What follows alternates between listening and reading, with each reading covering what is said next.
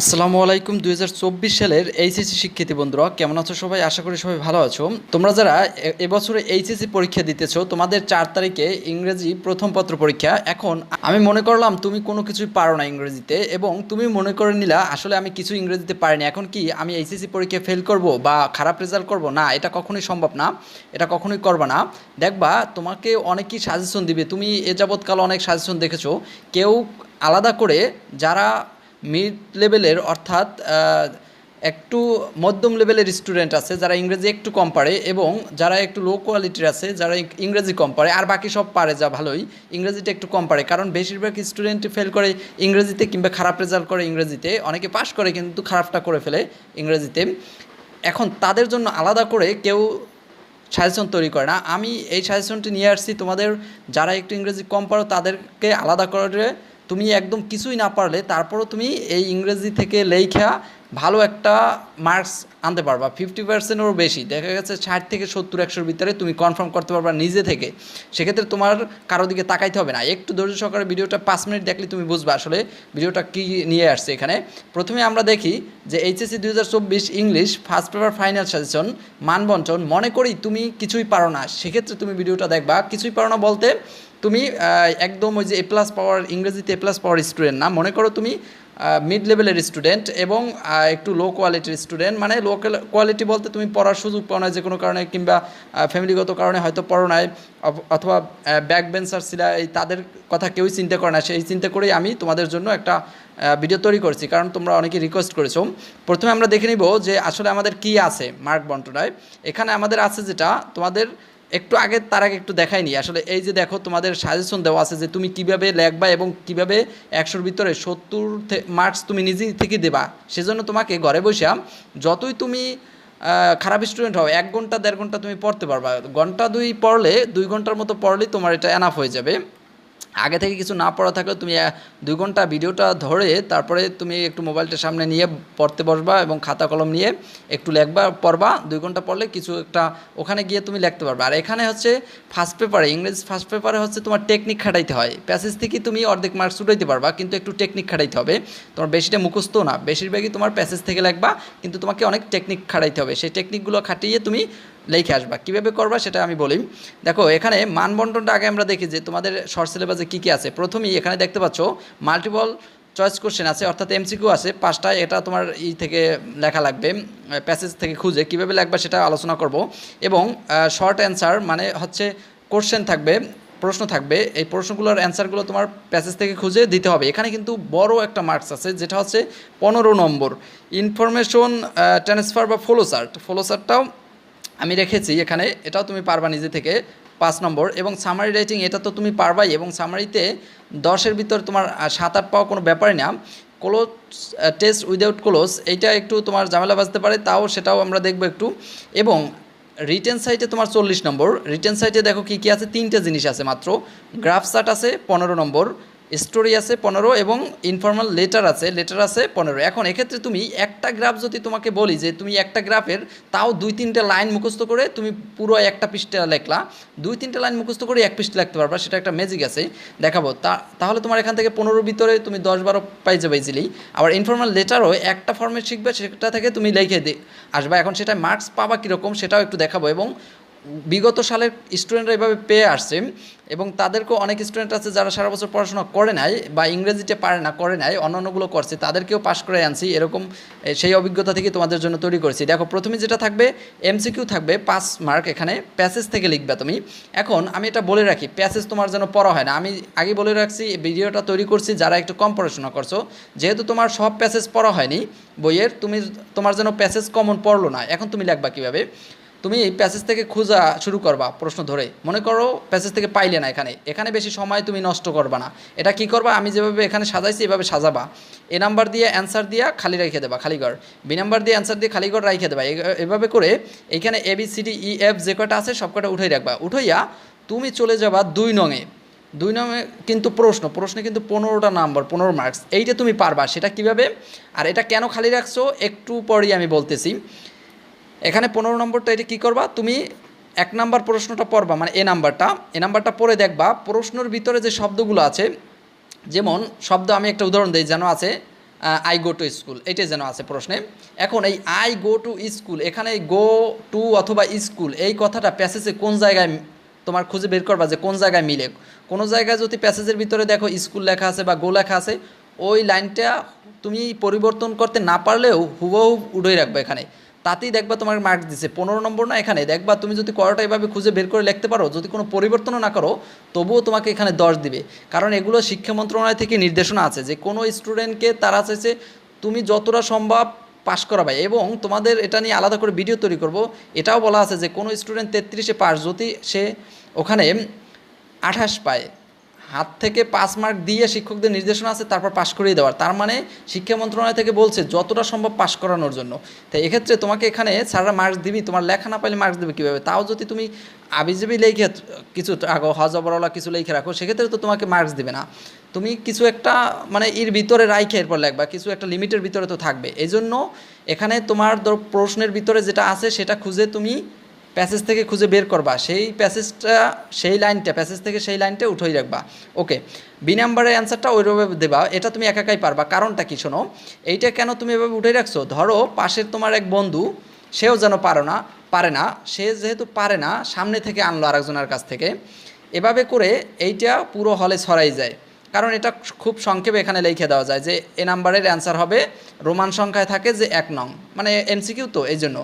এইটা তুমি উঠেই রাখলা এই জন্য যে তুমি এইটা লিখতে লিখতে আশেপাশে খোঁজখবর রাখলা, যখনই দেখলা কেউ একটা লেখছে এটার, তুমি এখানে আবার পৃষ্ঠাটা উল্টেই এখানে লিখে রাখলা।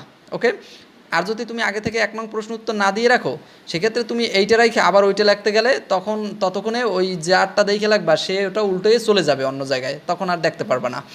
আর এখানে তুমি এটা একা একা থেকে না পারলে যদি খুঁজতে থাকো তোমার সময়ও নষ্ট হবে। সেক্ষেত্রে তুমি এই প্রশ্নটা লিখতে পারবা, সবগুলোই এখানে খুঁজে পাবা। আর মজার বিষয় হচ্ছে এখানে প্রশ্নগুলো প্যাসেজের বাইরে কিছুই দেয় না, হয়তো তোমার একটু 1টা বা 2টা প্রশ্ন খুঁজে বের করতে অনেক কষ্ট হবে, বাকিগুলো ইজিলি পেয়ে যাবা, যেগুলো দেখবা যে প্রশ্নে যা লেখা আছে এবং এই যে তোমার প্যাসেজের লাইনের সাথে মিলে আছে সেই লাইনটি উঠে রাখবা। গেল এই 2 নং। এরপরে দেখো এখানে কিন্তু তোমার 20 নম্বর, 15 এবং 5, এটা তুমি পারলা ইজিলি। এরপরে আছে যেটা, সেটা হলো ফ্লোচার্টে 5 নম্বর, এটা প্যাসেজ থেকেই লিখবা, এটাও প্যাসেজ থেকে, কিন্তু তোমার কিছু মুখস্থ করা লাগবে না এক্ষেত্রে। এখানে একটু লক্ষ্য করো, এখানে দেওয়া আছে যে প্রথম একটা লাইন দেওয়া আছে, বাকি 5টা লাইন তোমাকে এভাবে করে তীরের নাম চিহ্ন দিয়ে লিখতে হবে। এই যে নিচে যেটা লেখা, এই দেখো তুমি যে কার্সর নড়তেছে এই যে স্ক্রিনে, এই যে মাউসের কার্সরের দিকে তাকাও, এখানে যেটা লেখা এইটা হচ্ছে তোমার অ্যান্সার, এখানে এই লেখা আছে অ্যান্সার। এটা তো তোমার প্রশ্নে থাকবে না, তুমি লিখবে এভাবে, আর এই উপরের এই অংশটা থাকবে। এখন এখানে যে ছোট করে যে অংশটা লেখা সেই অংশটা হলো, দেখো এখানে বেঙ্গল হিস্টোরি লেখা, তার মানে বাংলার ইতিহাস। এই ইতিহাস সংক্রান্ত যেই ছোট ছোট লাইনগুলো আছে সেগুলো লিখবা। অনেকে লাইন থেকে বড় বড় লাইন লেখে প্যাসেজ থেকে, না, যত ছোট করে মূল কথাটা এভাবে লেখা এভাবে ছক খাড়ে তুমি এভাবে ঘর খাড়ে দিয়ে দেবা। ওকে, এই গেল এটা 5, তার মানে তোমার কনফার্ম হলো কত, ওখানে 15 আর 5 20 গেল, আর এই 25 নম্বরে কিন্তু অ্যান্সার তুমি করে ফেললা। এবং পরবর্তীতে আছে 4 নংয়ে প্যাসেজ সামারি, এখান থেকে 10 মার্কের ভিতরে তুমি 8 নিশ্চিত পাবা, কারণ এই ফরম্যাটটা দিয়া গতবারও আমার স্টুডেন্টদের পড়াইছি এবং তারা কিন্তু ওই অনুযায়ী পরীক্ষা দেওয়া রেজাল্টও ভালো করেছে। আর এখানে শিক্ষা মন্ত্রণালয় থেকে নির্দেশনা আছে প্রত্যেকটা শিক্ষকের প্রতি যে স্টুডেন্টরা যা লিখবে সেটা যদি বানান ভুল না হয় সেক্ষেত্রে তাদের ফুল নম্বর দিতে হবে। ঠিক আছে, তোমরা যেটাই লিখবা সেক্ষেত্রে যদি বানান ভুল না হয় তোমাকে এখানে 4 নম্বর দিতে বাধ্য। তবে কি একটা এখানে 10 আছে, কোনো শিক্ষক এখানে তোমার 8 দিল। এইখানে যতটুকু ফরম্যাটটা আছে এটা তুমি লিখবা, মুখস্থ করবা। এখন এতে 1-1.5 ঘন্টার মতো পড়লি এইটা মুখস্থ, আর বাকি সব তো তুমি প্যাসেজ থেকেই লিখতেছো, তাহলে এইটুকু মুখস্থ করতে পারবা না তুমি 2-1 ঘন্টা সময় নিয়ে। পাস করার জন্য এইটুকু কষ্ট তো তোমার করতে হবে। দেখো এখানে এটা আমি বুঝিয়ে দিচ্ছি, এখানে লেখা আছে this passage is focused on and mainly written about, এরপরে প্যাসেজ থেকে টপিকটা লিখবা, এটাও কিন্তু প্যাসেজ থেকেই লিখতে হবে। 4 নাম্বার সামারিটার উপর একটা প্যাসেজ থাকবে, সেই প্যাসেজ থেকে তুমি এইটুকু তোমার মুখস্থ লিখবা, এই যে অ্যাবাউট পর্যন্ত। অ্যাবাউটের পর প্যাসেজ থেকে টপিকটা লিখবা। এখন তুমি বলতে পারো যে প্যাসেজের টপিকটা আমি কীভাবে ধরবো, যে এটা টপিক এইটা তোমার ধরো বঙ্গবন্ধু শেখ মুজিবুর রহমানকে নিয়ে একটা প্যাসেজ আছে, তাহলে টপিকটা কি বঙ্গবন্ধু শেখ মুজিবুর রহমান। এই দেখবা প্রত্যেকটা প্যাসেজের প্রথম লাইনের শেষের দিকে তোমার টপিকটা থাকে। আবার মনে করো শেখ কামালকে নিয়ে একটা প্যাসেজ, তাহলে এখানে শেখ কামাল লিখে দেবা। ঠিক আছে, তুমি যদি টপিকটা নাও ধরতে পারো তাহলে প্রথম লাইনের শেষের দিকের ওখান থেকে উঠেই রাখবা। এরপরে কি করবা, প্যাসেজ থেকে গুরুত্বপূর্ণ 3টে লাইন অথবা 2টে লাইন লিখবা। যদি লাইনগুলো ছোট ছোট হয় তাহলে দুইটা লাইন মানে তিনটা লাইন লাগবে। আর যদি লাইনগুলো বড় বড় হয় সেক্ষেত্রে দুইটা লাইন লাগবে। কেন জানো? কারণ সামারি কথার অর্থ হচ্ছে সারসংক্ষেপ। তুমি ওই প্যাসেজটার সংক্ষিপ্ত আকার লাগবে। অনেকে সামারি এক পৃষ্ঠা লিখে রাখে, মনে করে বেশি লেখলে বেশি মার্কস দেবে। আসলে না, সামারি কথার অর্থ হচ্ছে সারসংক্ষেপ, অর্থাৎ ওই প্যাসেজটা তুমি সংক্ষেপে লিখবা, ছোটো করে, তাহলেই তোমাকে এখানে 4 মার্কস দিবে। ওকে, দেখো তাহলে তুমি এখানে যদি লাইনগুলো, তোমার প্যাসেজের লাইনগুলো যদি বড় বড় হয় সেক্ষেত্রে তুমি দুইটা লাইন লিখবা, আর ছোটো হলে তিনটা লাইন লিখবা। সেটা বুঝে গুরুত্বপূর্ণ তিনটা লাইন যে কোনো জায়গা দিয়ে লিখতে পারো, কারণ এক একজনের লেখাটা এক এক রকম হবে।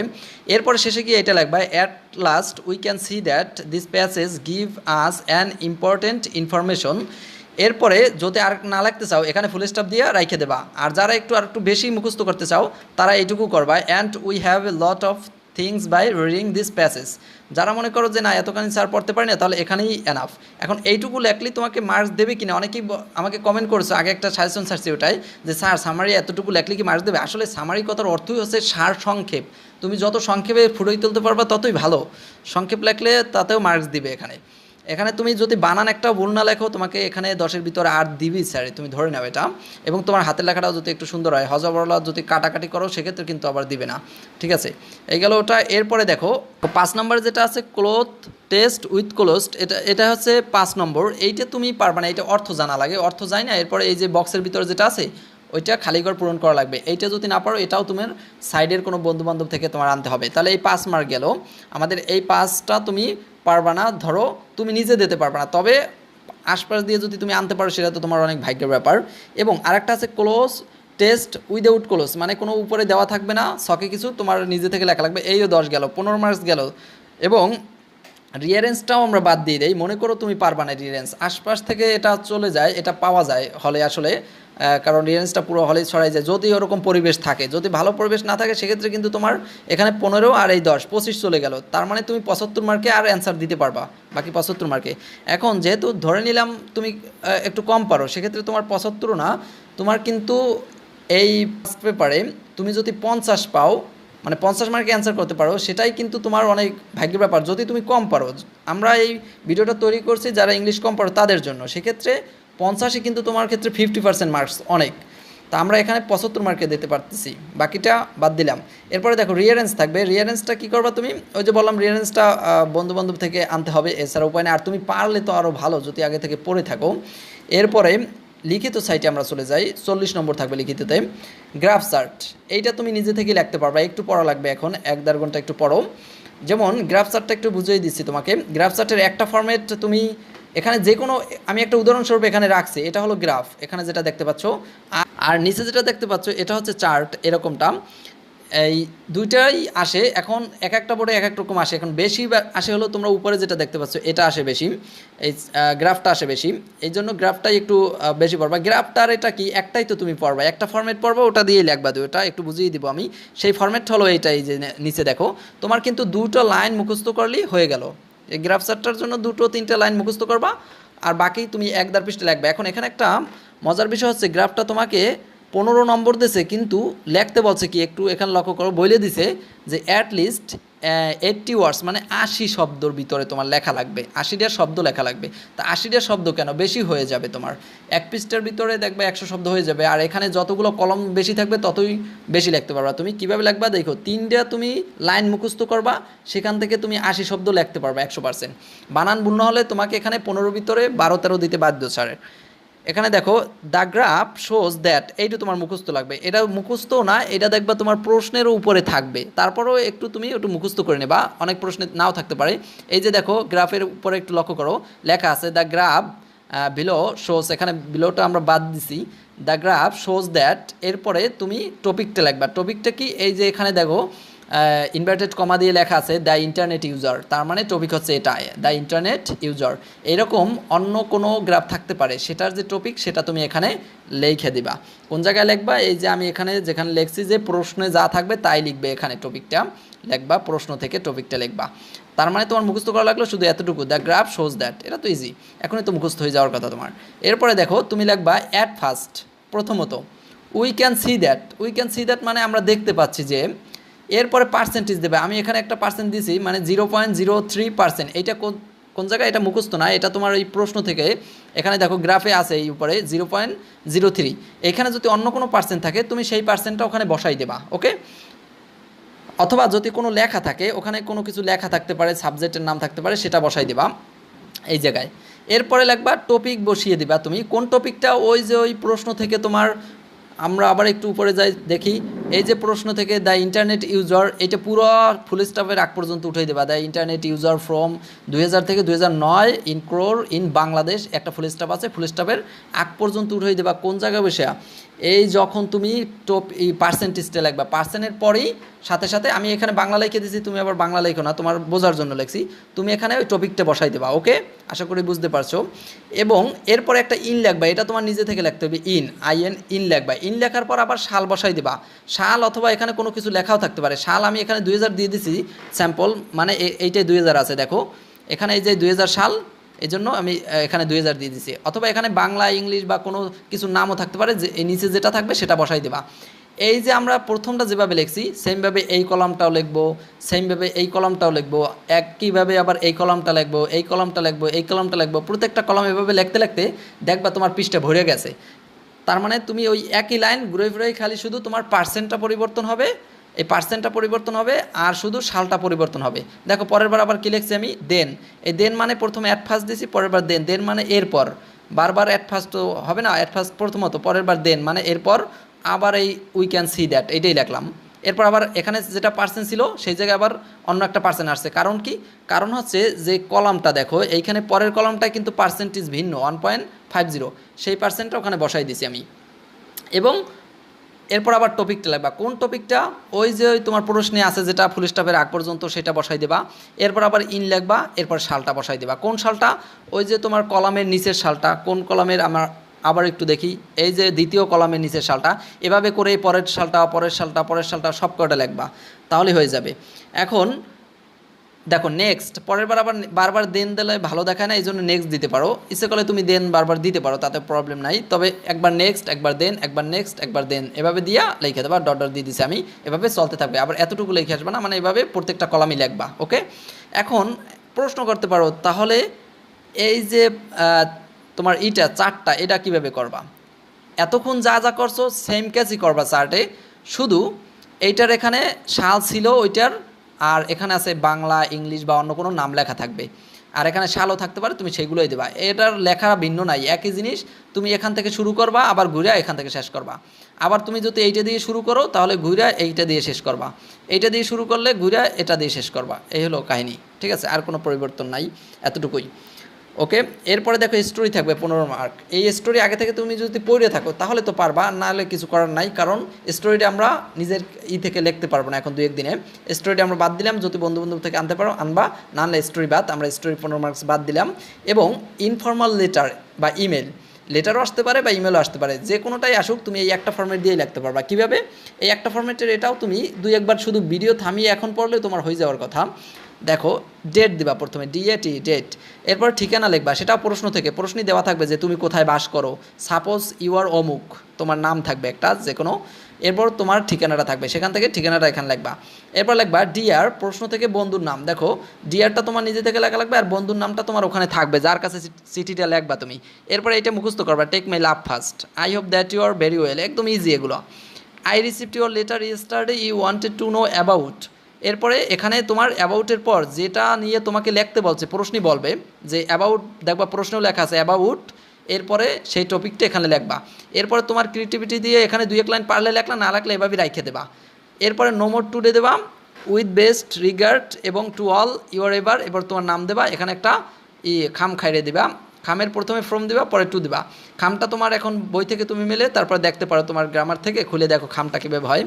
এখন অনেকে প্রশ্ন করতে পারো আমাদের এখানে কি এতটুকু এভাবে লেখলে মার্কস দিবে, শোনো, নাই মামার চেয়ে কানা মামা ভালো বলে না অনেকে।